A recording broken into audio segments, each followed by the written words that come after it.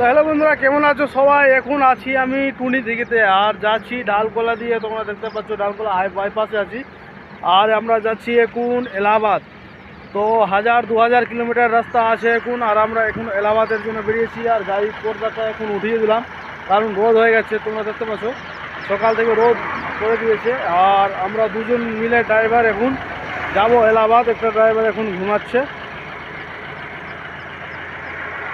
এই যে রেজা এখন ঘুমাচ্ছে, আর আমি এখন ড্রাইভ করব। তো এই হাইওয়েতে আছি এখন, ডালকোলা ঢুকছি, আমরা টুনির দিঘিতে আছি।